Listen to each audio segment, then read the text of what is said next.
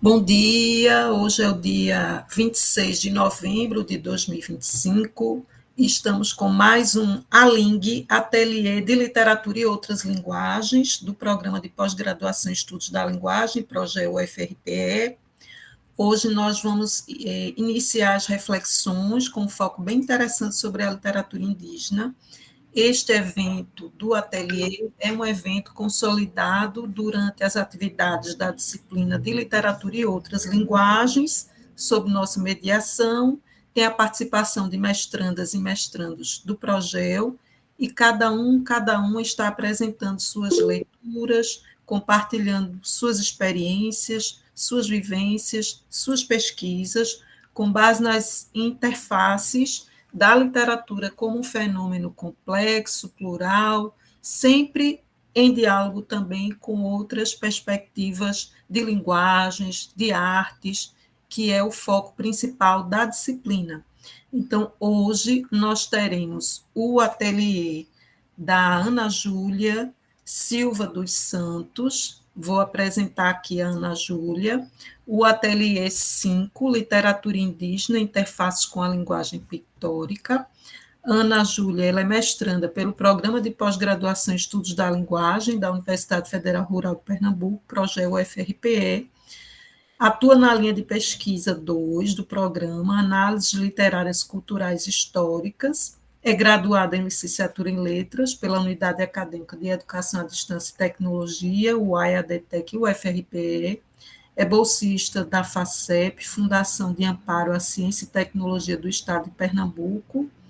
Também estudante da licenciatura em Pedagogia, e também atuou como bolsista CAPES no programa de residência pedagógica aqui da Universidade Federal Rural de Pernambuco. Ana Júlia, fica à vontade para você socializar o seu ateliê.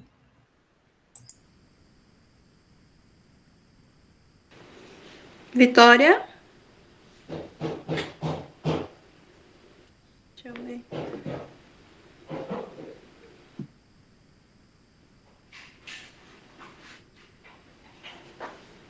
Bom, gente, vocês estão conseguindo visualizar? Sim. Bom dia a todos e a todas. Muito obrigada, Ivanda, pela apresentação. Vou apresentar o meu trabalho, como Ivanda já falou, é Literatura Indígena, Interfaces com a Linguagem Pictórica. Sou Ana Júlia Silva dos Santos, discente do projeto UFRPE e bolsista FACEP. Pode passar, Vitória.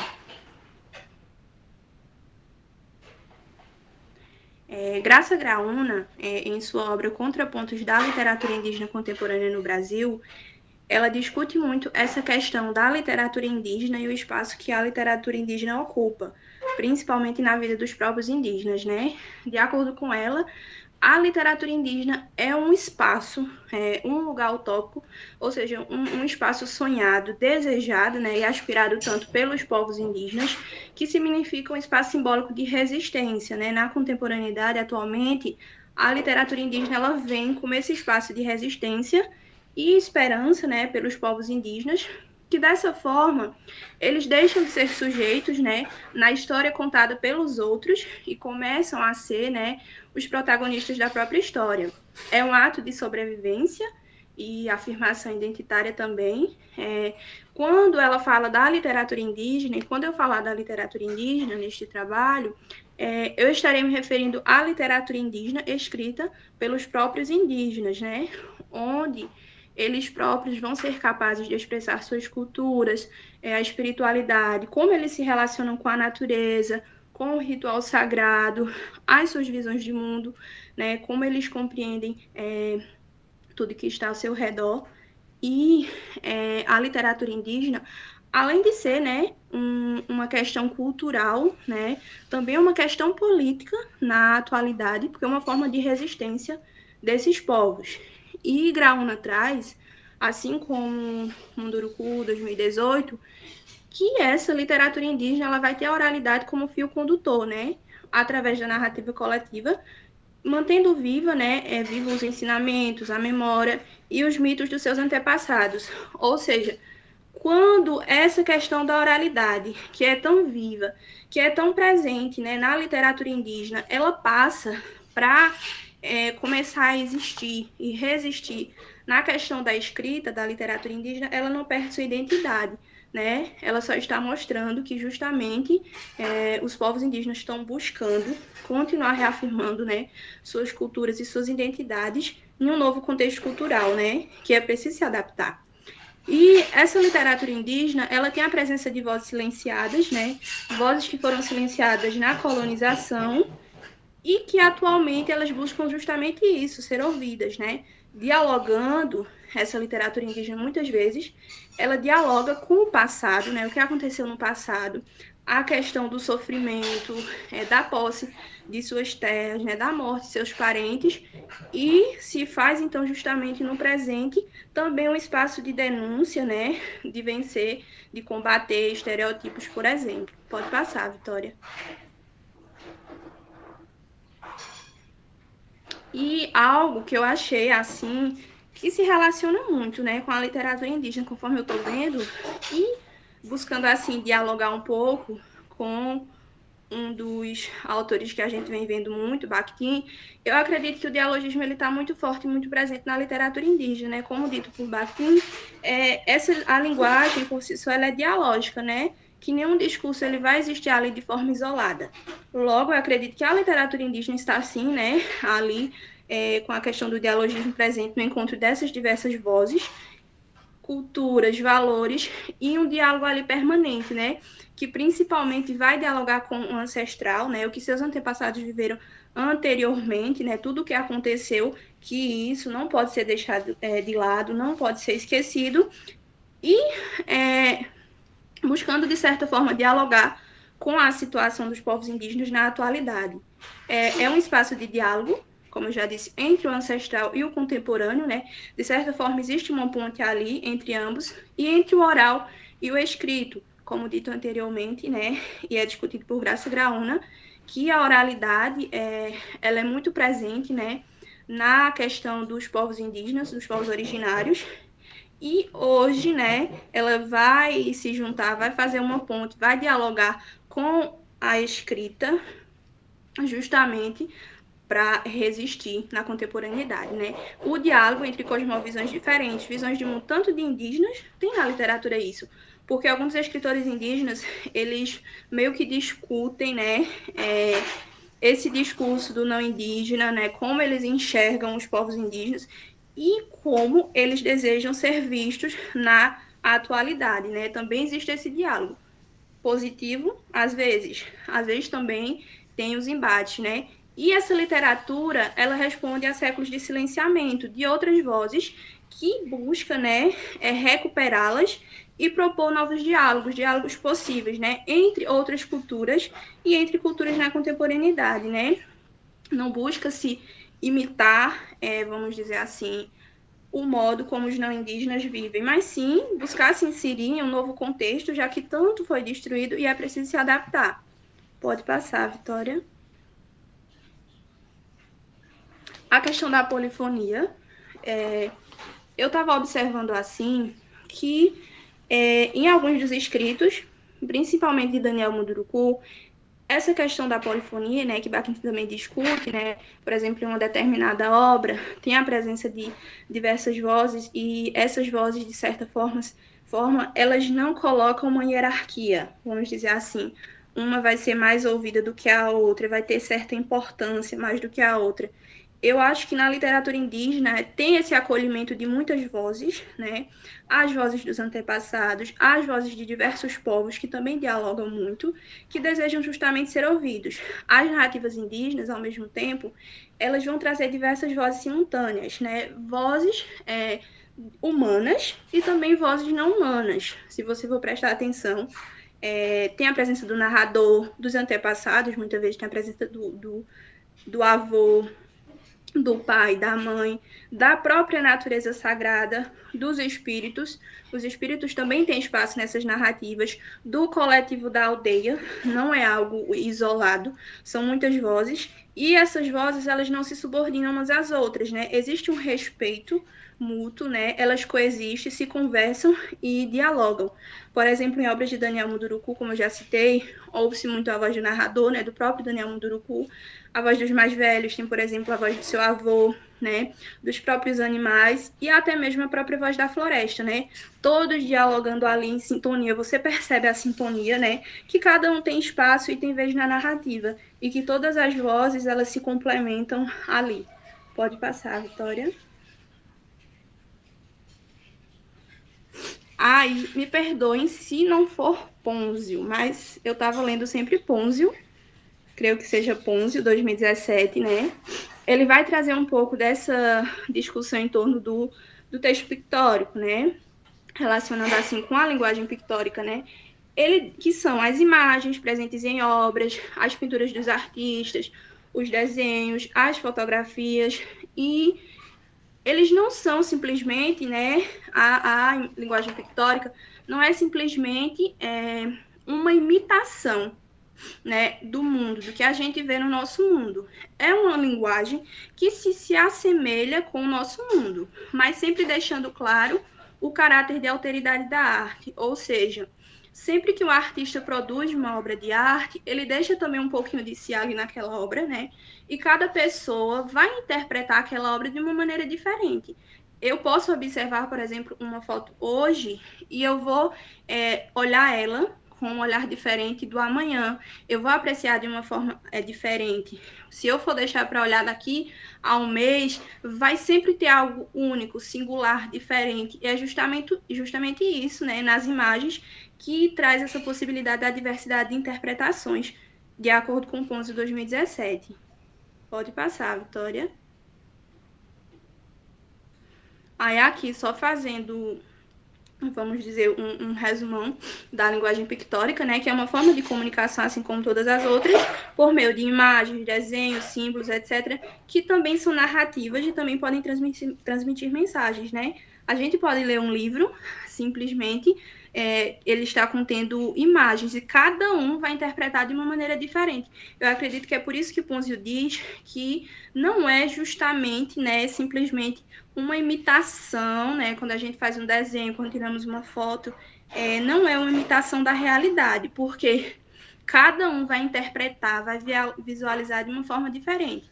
E a literatura indígena, ela também pode misturar esses textos, cores, e o que eu vejo muito presente, por exemplo, são traços da pintura corporal de povos. Por exemplo, mais para frente eu vou mostrar para vocês, alguns desses escritores indígenas, eles trazem muito da pintura corporal, né, nas imagens dos seus livros, que, como bem sabemos, a pintura corporal de cada povo, ela tem um significado, alguns têm relações com animais, né, tem um significado ali por trás. E as imagens, elas podem representar, né, os textos e dialogar ali com o texto. As imagens também contam histórias, sem precisar de palavras, como dito anteriormente, e cada traço, cada cor, né, principalmente assim, na literatura indígena eu percebi que está muito relacionado com os rios, com os animais, com os ciclos da vida, com a espiritualidade, com a natureza, principalmente o verde, tem muita presença do verde, de cores assim, que, no meu ver, se relacionam muito com a natureza, com o ambiente. Tanto que eu coloquei uma imagem aqui para vocês, que é da obra Meu Povo Conta. Vocês podem ver. É algo bem assim, eu diria que manual, porque me parece muito que foi desenhado à mão e pintado e colocado lá no livro, que são, assim, uma linguagem pictórica bem simples e, ao mesmo tempo, acho que é bem acessível de compreensão. Eu vejo muito ali a alimentação, a relação do indígena com a natureza, né? E o ambiente calmo e tranquilo. É isso que me transmite, né? Acredito que para cada um de vocês vai transmitir algo diferente. Pode passar, Vitória. Aí a questão da multimodalidade, né, que é justamente essa comunicação que acontece através de várias formas, né, da escrita, das imagens, dos sons, dos gestos, cores, movimentos, etc. E nos livros indígenas, né, texto e imagem, eles dialogam bastante, né, porque é interessante tanto para a compreensão de quem não conhece a realidade, quem não conhece, né, as vivências do dia a dia dos povos indígenas. Eu acho que essa questão da linguagem pictórica, ela complementa muito o que o texto diz, né? E Rojo, ela fala que são textos compostos de muitas linguagens e que exigem capacidades e práticas de compreensão e produção de cada uma delas, os multiletramentos, para fazer significar. Eu trouxe essa imagem, como vocês podem ver, tem a mistura de elementos tradicionais, né? Tem a pintura corporal, tem os acessórios ali culturais que remetem à cultura indígena, mas tem a inserção de outro elemento, né? Que é mais da contemporaneidade, do digital, que é o celular. Eu posso interpretar que elas estão tirando uma selfie, que elas estão assistindo um vídeo. Então, eu acredito que a literatura indígena ela está muito buscando também essa inclusão dos povos indígenas, né, nos multiletramentos também, porque também se faz necessário, né, essa inserção da literatura indígena no contexto contemporâneo. Pode passar, Vitória. Aí eu trouxe aqui um pouco de alguns escritores indígenas, que é Ailton Krenak, ele é líder indígena, ambientalista, filósofo, poeta e escritor da etnia indígena Krenak, e ele é professor honoris causa pela Universidade Federal de Juiz de Fora. E ele é considerado um dos maiores líderes, né, da causa indígena, e inclusive ele é reconhecido, né, internacionalmente. Ailton Krenak, as discussões dele é muito voltada assim para a questão ambientalista. Ele é muito filosófico, inclusive, nos escritos dele. Eu achei bastante interessante. E ele está muito presente, principalmente em debates, em discussões e em defesa, né, da causa indígena e principalmente essa relação dos indígenas com o meio ambiente e até mesmo dos não indígenas, né, como a gente deve se relacionar com o meio ambiente para preservar. Trouxe duas imagens aqui. Essas são, acho que mais voltadas assim, para o público infanto-juvenil de Krenak. Eu percebi que ele tem poucas assim voltadas para esse público, mas eu achei bem interessante. Inclusive essa primeira, né, ela traz para mim pelo menos uma sensação de liberdade. Um indígena ali voando no espaço me traz muito essa sensação de liberdade. Essa outra também tem também essa questão do espaço, só que um pouco mais diferente. Pode passar, Vitória. E essas outras aqui que eu falei, que elas têm muito, eu não pesquisei a fundo se elas têm relação, tipo, a pintura corporal de determinado povo, mas sempre que eu visualizo essas três obras de Krenak, elas têm muita relação com a pintura corporal dos povos indígenas, né? Mas as discussões dessas obras, pelo menos para mim, elas são muito filosóficas e também muito voltada para a questão do meio ambiente, tanto da relação dos indígenas com o meio ambiente, né? E a nossa relação também dos não indígenas com o meio ambiente na atualidade. São muito interessantes, assim, e tem discussões muito, muito importantes. Essas três obras de Krenak eu super indicaria. Pode passar, Vitória. Aí outro escritor indígena, eu também gosto bastante, que é Daniel Munduruku, que ele é escritor e professor paraense, que pertence ao povo Munduruku, né? Ele tem mais de 54 obras publicadas, tanto em editoras brasileiras como estrangeiras, e a maioria, pelo que eu percebi, e pelas informações da minha pesquisa, elas são voltadas para o público infanto-juvenil. Não sei se está relacionado, né, justamente por ele ser professor, e ele focou mais nessa questão, né, do público infanto-juvenil e também paradidáticos. Ele é filósofo e história, é formado em história também e é psicólogo. Munduruku, eu gosto muito das histórias dele. Ele traz muito essa questão dos estereótipos, ele discute muito, né, a presença dos estereótipos na sociedade contemporânea e como ele lida com isso, sendo um indígena que está vivendo em cidade grande. Ele traz muito das suas histórias, das suas vivências no seu dia a dia, porque ele participa muito de eventos em escolas, ele é muito convidado para eventos em escola, ele comentou em uma de suas obras que eu estou lendo, e principalmente em eventos para o público em geral. Essa primeira obra dele, Histórias que eu ouvi e gosto de contar, ela me remeteu muito ao espiritual, ao ancestral. Não sei se é justamente pela presença das maracas, porque a maraca, para mim, ela é muito espiritual. Ela tem muito isso, um chamamento. E ele traz essas cores, assim, para mim, essas cores vibram muito e traz essa sensação, né? Não sei se vocês estão enxergando ali no fundo, mais para frente, como se fossem alguns indígenas que estão indo de encontro às maracas. Isso, para mim, essa imagem, essa capa desse livro por si só, ela me diz muito, né? Histórias que eu ouvi, então já está falando ali que ele está buscando preservar, né? A oralidade, as narrativas que ele ouviu, talvez dos seus parentes, e gosta de contar, de repassar, de manter ali presente. Esse outro é mais voltado para mitos, né? A cobra, para mim, já dá essa ideia de mitos, e que também são muito presentes nos povos originários. Pode passar, Vitória.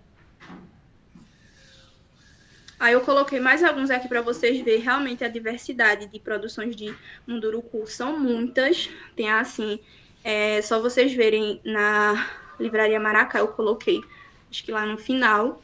E um que eu vou discutir aqui um pouquinho com vocês vai ser essa aqui, Crônicas Indígenas para Refletir na Escola, que é essa aqui verdinha, que eu achei também muito interessante, as discussões de Munduruku. Pode passar, Vitória. Não deixando de lado, porque recentemente eu estava fazendo um trabalho sobre escritoras indígenas, né? A importância das mulheres na literatura indígena, não queria deixar de lado. Eu trouxe aqui só um pouquinho para vocês, de algumas, inclusive o site da Livraria Maracá. Todas elas são muito presentes, vamos dizer assim, nessa questão do movimento indígena, principalmente nas redes sociais. Eu sigo elas e mais alguns, e eu acho muito importante, muito interessante as discussões delas, principalmente nas redes sociais, algumas principalmente faz bastante curso, palestra, essas coisas, eventos, organizam eventos voltados também para a literatura indígena. Eliane Potiguara, que ela é professora, escritora, ativista e empreendedora indígena brasileira, que é fundadora da Rede Grumim de Mulheres Indígenas, que foi uma das 52 brasileiras indicadas para o projeto internacional 1000 Mulheres para o Prêmio Nobel da Paz, e Aurita Tabajara, poeta, contadora de histórias, conhecida como primeira cordelista indígena brasileira do Brasil, e Graça Graúna, que a gente vê as discussões dela anteriormente, que é uma escritora descendente dos potiguaras, é educadora universitária na área de literatura e direitos humanos. Inclusive, ela é um amor. Conversei com ela, mas por e-mail. E Aline Rochedo Pachamã, que é escritora, historiadora e ilustradora, que participa ativamente de movimentos indígenas. Ela elabora e executa projetos para a divulgação da cultura indígena. E Juliedo Rico, descendente do povo Macuxi, que é pesquisadora e curadora de literatura indígena. Como vocês podem ver, algumas são escritoras assim mais experientes, e outras já é uma geração mais, vamos dizer assim, mais nova, entre aspas, mas todas, cada uma, acredito que desempenha um papel muito importante, principalmente no âmbito da preservação das culturas indígenas e da divulgação da literatura indígena, e muito nas redes sociais. Pode passar, Vitória. Aí eu trouxe para vocês daquela obra que eu falei lá, Crônicas Indígenas para Refletir na Escola, de Daniel Munduruku, para a gente ver essa questão da linguagem pictórica, o quanto o texto verbal, né, ele vai dialogar com a imagem. Eu coloquei somente trechos. Eu não sei se eu vou demorar muito, eu não queria extravasar no tempo. Mas eu acho que os trechos que eu escolhi vai dar para compreender.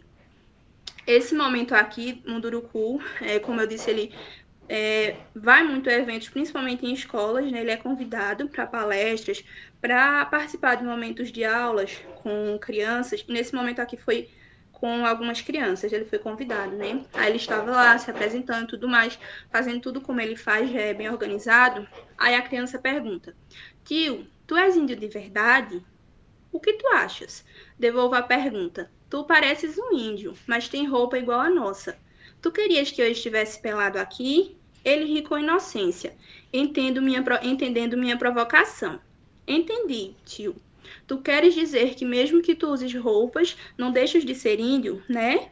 Fico feliz com a conclusão dele e elogio sua sagacidade. Finalmente será menos um, com a cabeça voltada para o passado. Agora só faltam alguns milhões, um passo de cada vez. Ele traz essas imagens no livro dele, das crônicas, com cores, eu acho assim, bem vibrantes, bem interessantes essas cores, e os desenhos, né, que são bem, assim, umas caricaturas bem interessantes. Eu acho que já é justamente para chamar a atenção do público infanto-juvenil. A gente vê na imagem, né, que tem um indígena, né, que ele não está com vestimentas tradicionais ou nu, como as crianças se esperavam, né? Ele está com roupas modernas, bem estilizado, como a gente pode ver lá, e com uma cara assim, tá se sentindo perfeito, né? Aí as crianças, você pode ver pelas expressões delas, abrem a boca, né? Ficam espantadas. Por quê? Vê lá os pensamentos dela, não era isso que elas estavam esperando. Estavam esperando um índio nu, né? Talvez, né? Mais caracterizado, com as vestimentas tradicionais, né? Cada povo tem as suas vestimentas, né? Diferentes. Eles estavam esperando justamente isso. E essa imagem, na minha cabeça, dialogando com o texto, ela vem justamente para quebrar, né? Desconstruir os estereotipos. Quem disse que a minha identidade ela é construída através da minha roupa, né? Porque a gente sabe que a identidade da gente ela é construída através de diversos outros fatores, né? Fatores de onde a gente vive, né? A qual comunidade a gente se identifica, como eu me vejo. Então, essa crônica, porque ela é bem um pouquinho maior, eu acho que ela vem justamente isso, para desconstruir esses estereotipos, né? E eu acho lindo quando ele diz, né, que finalmente será menos um com cabeça voltada para o passado, né? Porque é justamente isso que ele discute nessa obra, vivências do dia a dia dele, que realmente às vezes chegam a ser engraçadas, mas trazem muita reflexão. Pode passar, Vitória.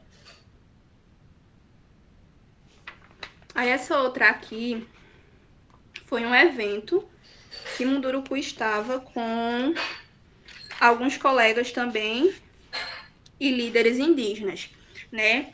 Aí ele contou que estava lá no evento, na palestra e tal.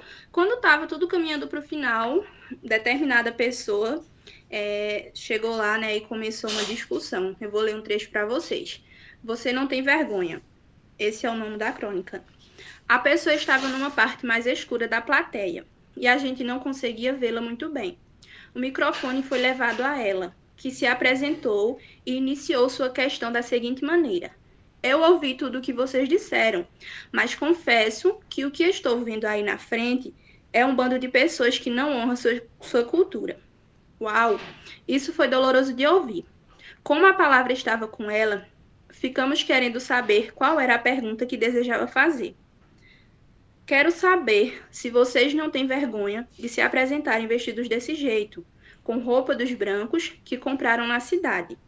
Eu acredito que vocês são muito sem vergonhas por estarem imitando a nossa vida, dos brancos. Vocês têm que honrar a tradição de onde vieram, porque só assim serão honestos.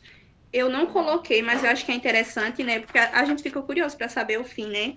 Mas no final, né, um desses líderes, inclusive é o líder Raoni, se eu não me engano, ele vai e responde: eu não sou sem vergonha, não. Eu uso roupa do branco porque estou na cidade dele. Eu tenho respeito por todas as pessoas, mesmo que elas não sejam tão felizes como eu sou por ter nascido no meu povo caiapó.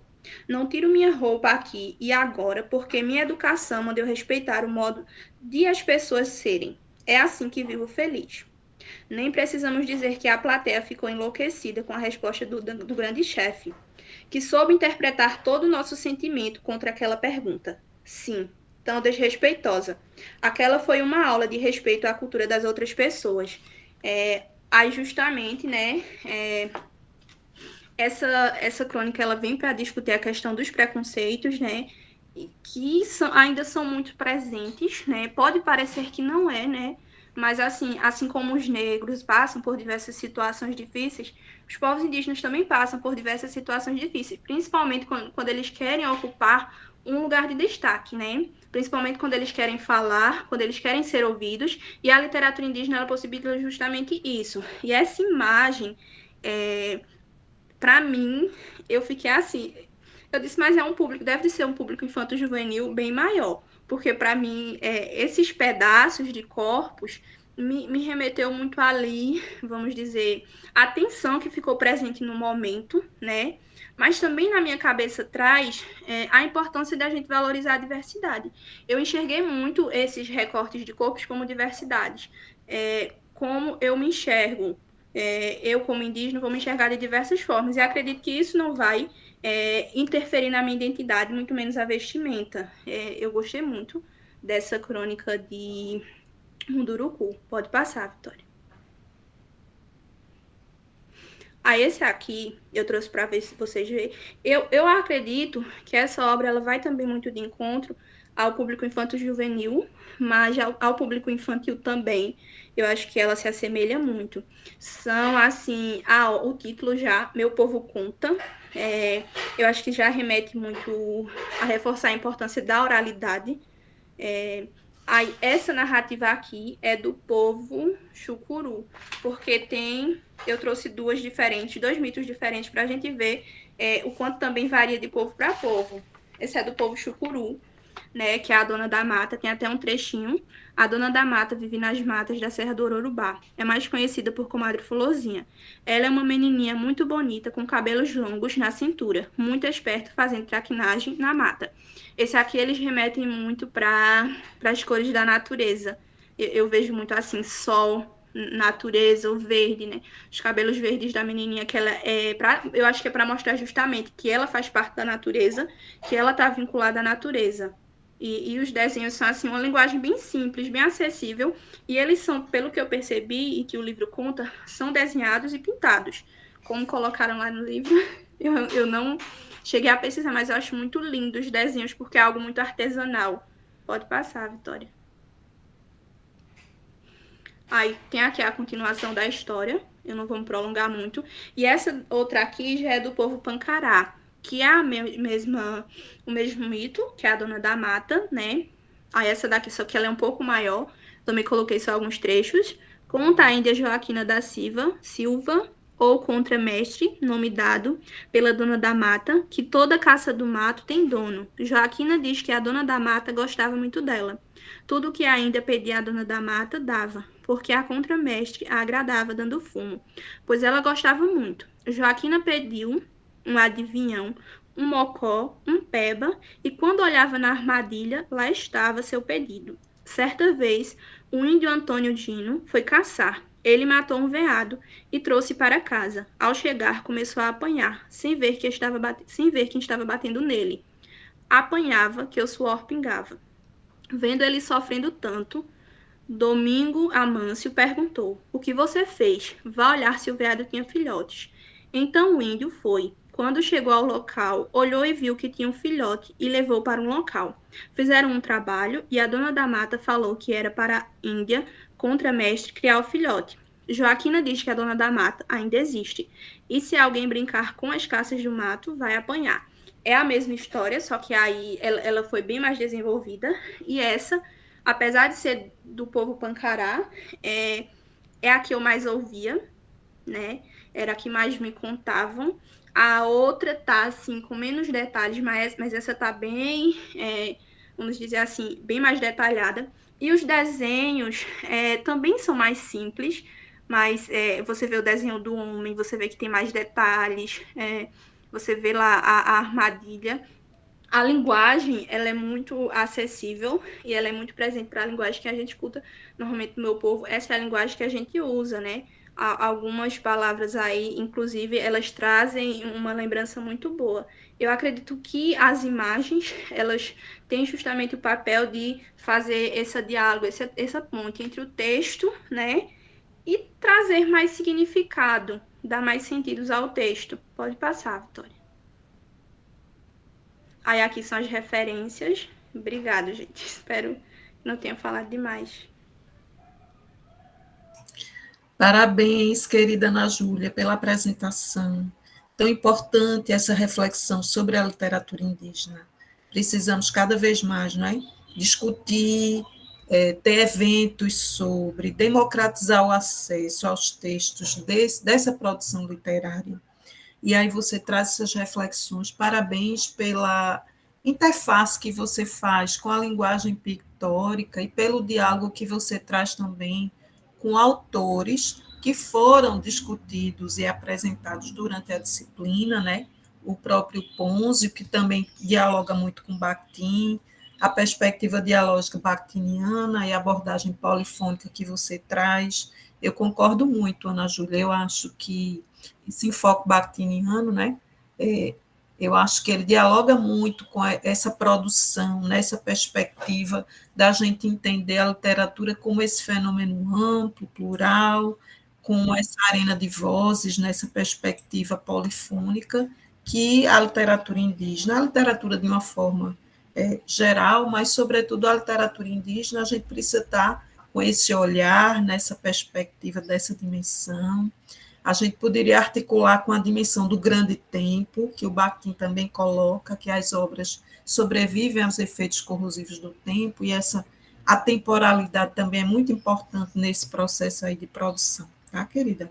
Então, parabéns, e eu acho que a gente precisa levar essas reflexões também, não só para dentro da academia, para fora da academia, para os contextos escolares, e aí você trouxe alguns autores, né, que se aproximam dessa dimensão, para também a gente ter a inserção da literatura indígena dentro da sala de aula, sobretudo no contexto da educação básica, até porque a gente tem uma legislação, né, que coloca a necessidade da gente refletir sobre a literatura indígena, a literatura africana, dentro do contexto da sala de aula, que a gente precisa estar trazendo essas reflexões tão importantes, viu?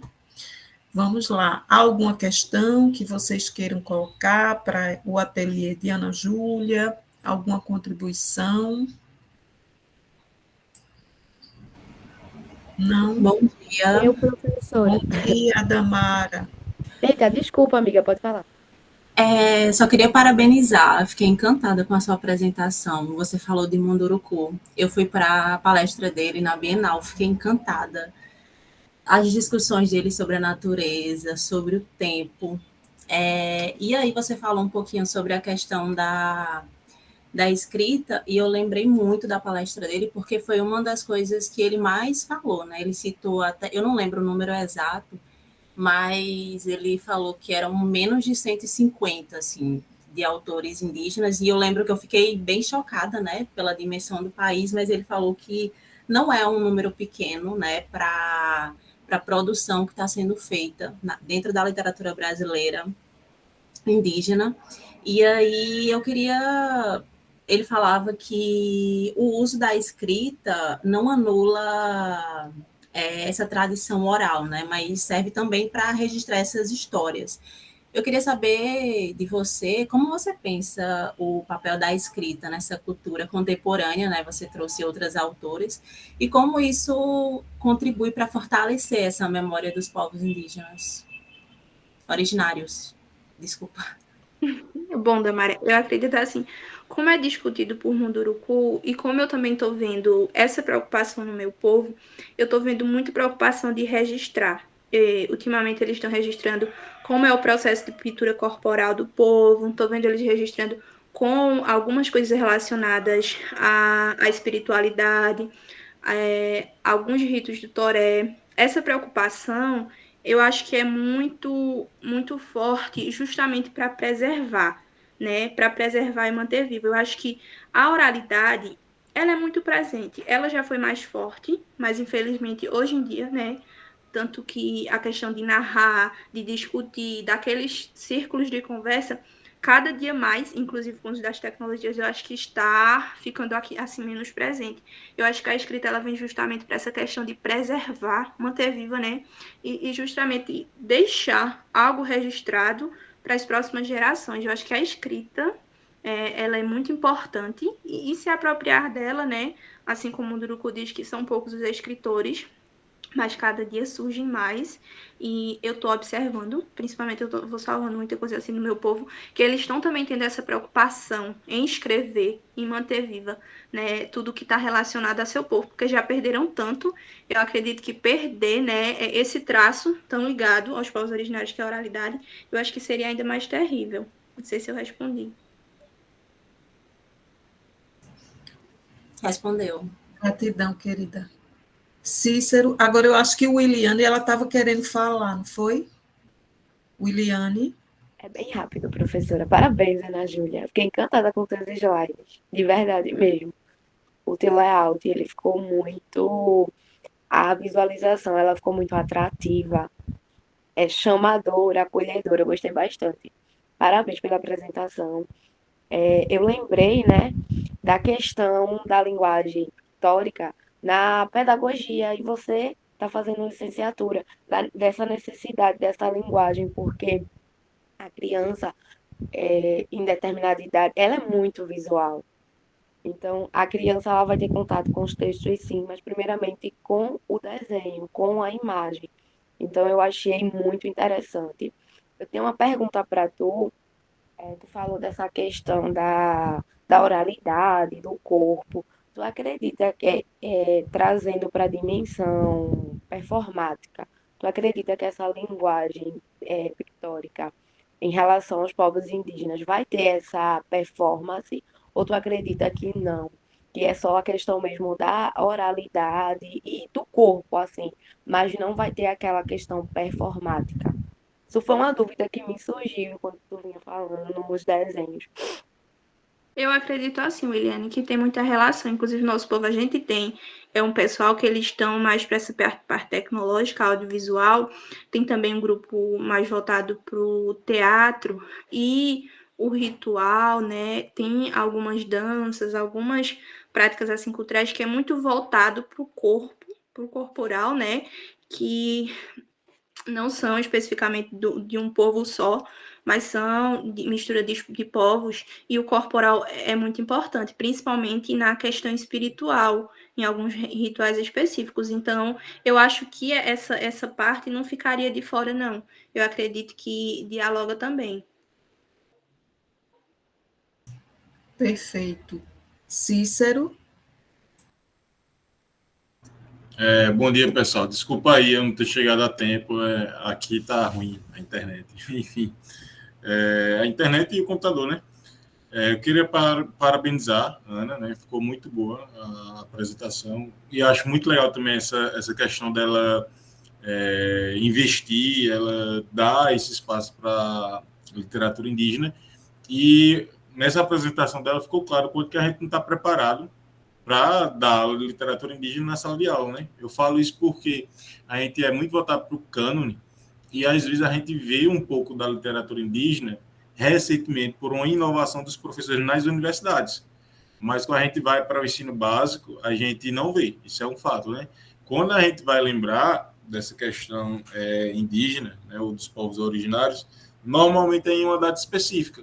Mas a gente não procura trabalhar durante o ano, né, botar lá na grade curricular do curso essa literatura indígena. Então, assim, a cada ateliê que a gente tem aqui, a gente aprende muito com o pessoal, né? O caso de Williane, que usou ali o exemplo do Lambi, que dá para a gente trabalhar aquilo ali, fazer uma sequência didática. O caso agora de Ana Júlia, que ascendeu, né? Ou seja, a gente tem que resgatar essa identidade através da literatura indígena. E assim, eu gostei muito. E já tenho planos aí para a sala de aula. Trabalha tanto em escola particular, né, quanto em escola pública, isso aí. Tá de parabéns, gostei muito. Maravilha, gente. Então, Ana Júlia, parabéns, né, pelo ateliê. Eu vou finalizar aqui esse ateliê para a gente iniciar o próximo, tá? E gratidão, né, a quem está aqui acompanhando o ateliê, quem acompanha o ateliê de Ana Júlia.